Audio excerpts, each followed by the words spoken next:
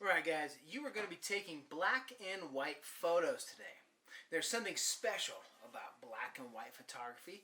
It's got an element of classical or an element of creativity or an element of artistry. And so that is one reason we try to focus on continuing to photograph black and white.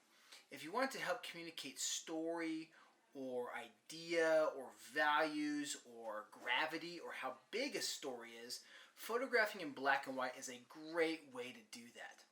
Now, one of the nice things about black and white is you can eliminate the need for color. Oftentimes we use color as a crutch to make an image exciting or engaging. Once you get rid of the option of color, you can really hammer down and focus on content, texture, creativity, composition, contrast, value, and that depth that a picture can get when it has black and white values only. So what we're going to work on today, we're going to go over the learning goal for today's lesson, and then we're going to take a look, make some observations of black and white photos, and then you guys are going to get a chance to go out and create black and white photography. Now most likely you're not going to shoot in black and white, you're going to edit in black and white, and then there's a lot of options to play with to create a unique look for your black and white work. Okay, so follow along with me. Alright guys, learning goal, learn to identify and apply elements of aesthetics in photography. So again, what and how do we make images in photography that are engaging and exciting and attractive? Okay, but you're going to be limited to colorless images. In other words, learning how to photograph in black and white. Success criteria. A student can independently create engaging black and white imagery by utilizing texture, space, composition, contrast, depth of field, and value. All right, those are the main things that you are going to be using in this assignment. You don't get to rely on color for this assignment. Okay, you need to shoot 60 photos. All right, that's to get a proficient. I would encourage you to shoot more than 60, but I'm just going to grade your top 8 to 10 photos. You need 20 different subjects. So you need to find 20 different things to photograph around your house. This could include animals, plants, portraits, or shadows. Anything that you want to engage in. Maybe it's just the textures of bricks. Maybe it's the textures of walls. Maybe it's wrinkly sheets on a bed. Maybe it's your hands. Maybe it's a portrait. Maybe you're doing self-portraits. Maybe it's your dogs. Maybe you have pet hermit crabs and you're going to photograph their creepy little crab faces. I don't know. It's completely up to you. You get to pick whatever you think would translate well into black and white photography. Okay, we're going to look at some examples here, and you'll see what does work well with black and white photography.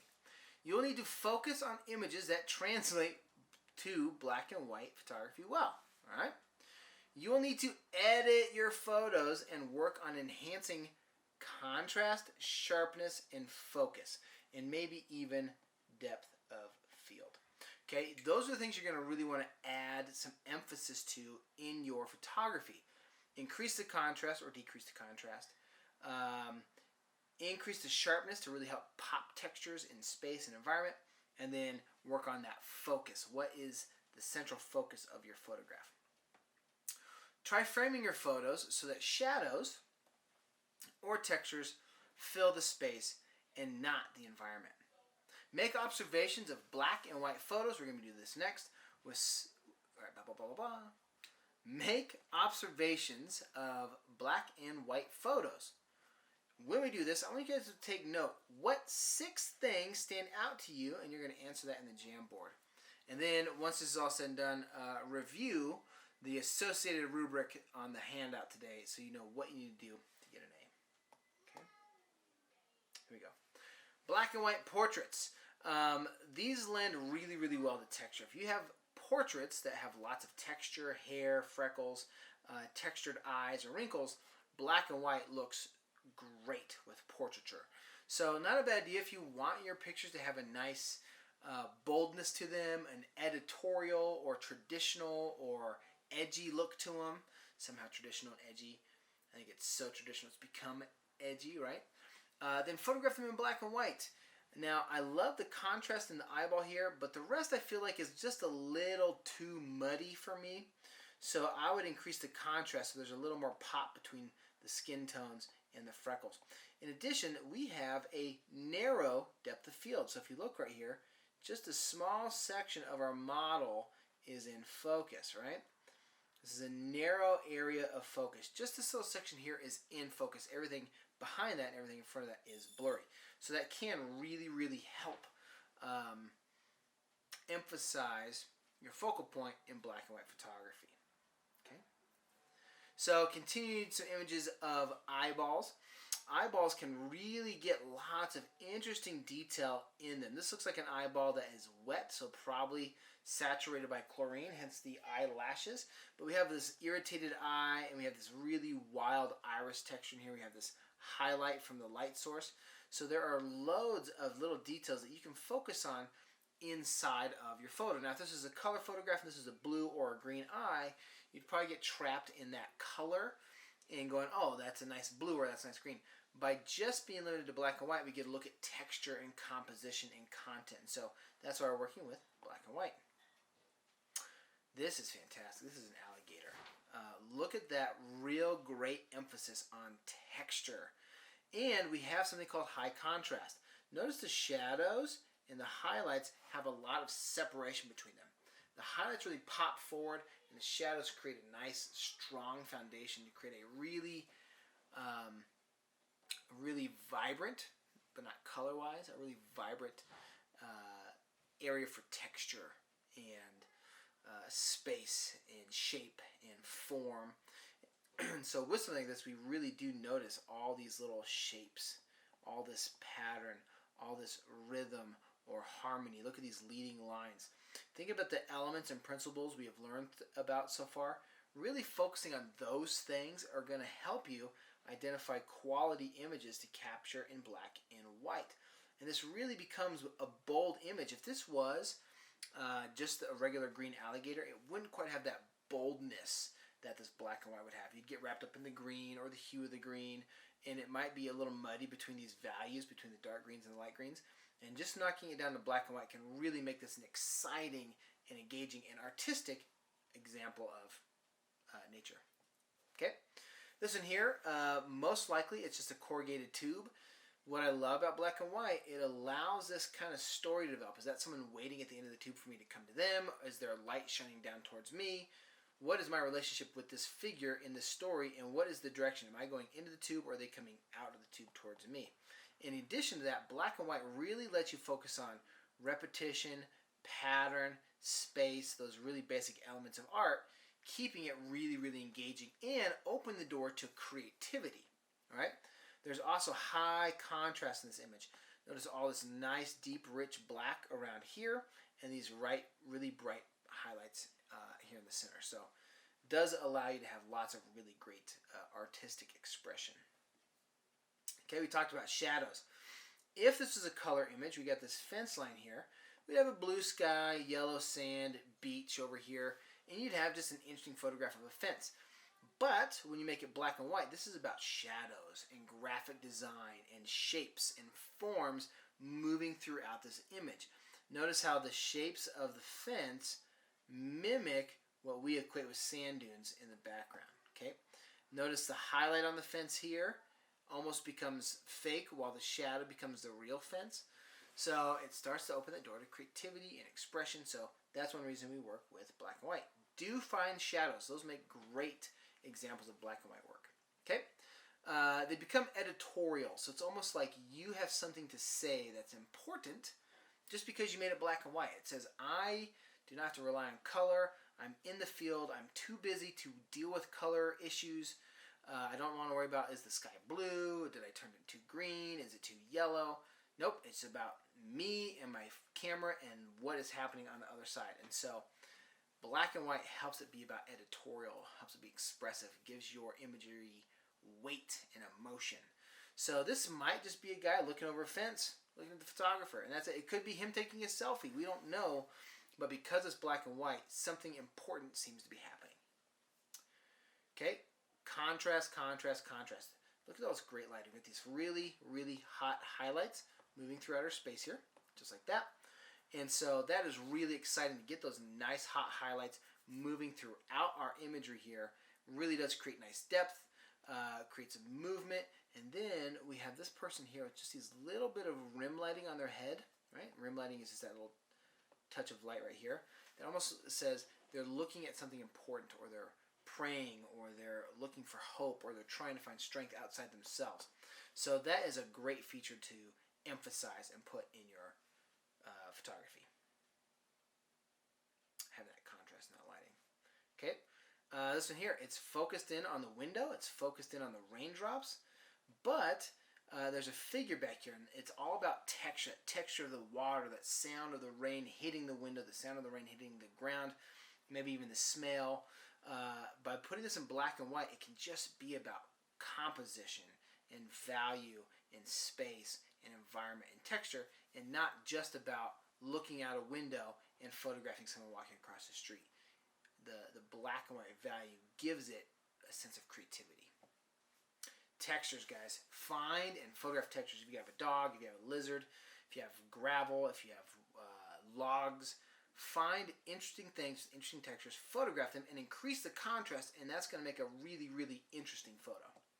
Okay? Especially these cactuses here. It's just not going to have that weight, especially this nice, deep, rich black in between these here, and all those little pops of black and shadows on the spines. That's really going to help this be a bright, strong, engaging image instead of just being green with kind of bluish shadows in the background here. So high contrast, lots of texture, fill the frame up. You guys are going to get some great black and white photos. I'm going to show you how to edit black and white photos on my phone here in just a second. Okay, guys, here we are. We're on my phone. I'm going to turn this sideways here so you can see it. This is a photo that we've already played with, or I've already played with in this class. It's part of the stacking assignments. Now, you guys are taking new photos, but I just want to show you what this does when I edit this here. So a couple things I like to focus on when I am editing in black and white. So first thing here, I'm going to go to white balance. Watch if I click noir, it automatically makes it black and white. This is Snapseed, and it has all these interesting filters I can apply to it. I kind of like this sharp crisp one here. Let's come over here. Brightness. No. Go with that there. Wash. Oh, interesting. Okay, so I'm going to use the wash and kind of brighten it up a little bit there. Graininess. I'm going to increase the graininess because I want this to look, well, I don't want to increase it that much. I want it to look like classic film. Filter strength. This right there. There we go. Done. And I'm going to come up here. I'm going to go to details. Okay. Structure. I'm going to increase the structure. I'm also going to increase the sharpening a little bit. There we are. Done. With that, get this over here. Selective tonal contrast, glimmer, HDR. I'm going to go with, say, tune the image. It's going to give me loads of stuff. I'm going to come over here to contrast. Increase the contrast a bit. That's all I want to do for that one there. So I've done sharpness, contrast, drama. Oh no. Ugh. So this here, this turns into what's called an HDR image. It's a bit much for me. I don't want that. Grunge would be just a little too much. Oh no, don't want that either. Get out of here. Nope. That's an interesting gradient filter. So I'm just going to stick with this one here. We're going to save this image. Save a copy. Those are all things I added to it there. Alright. So there we go. That's one black and white image. Cut.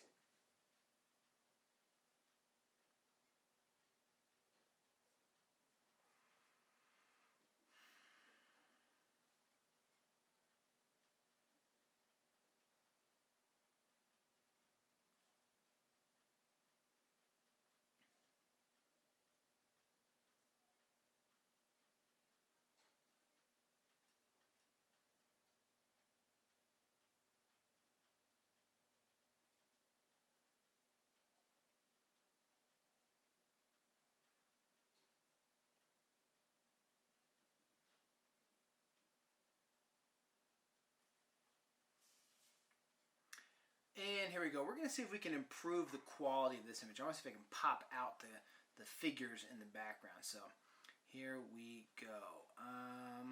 Open.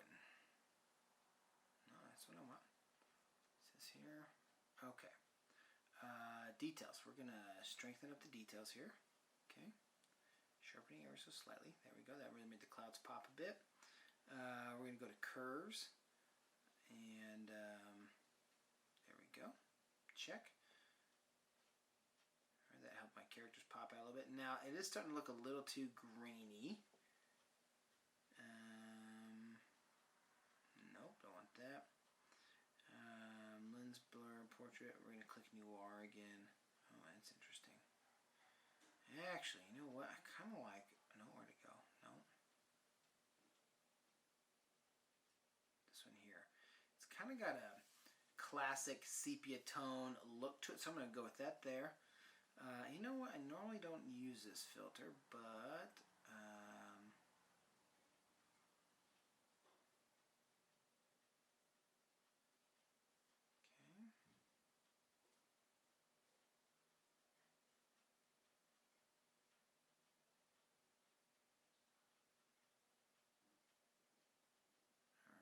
that. Over here to image, contrast.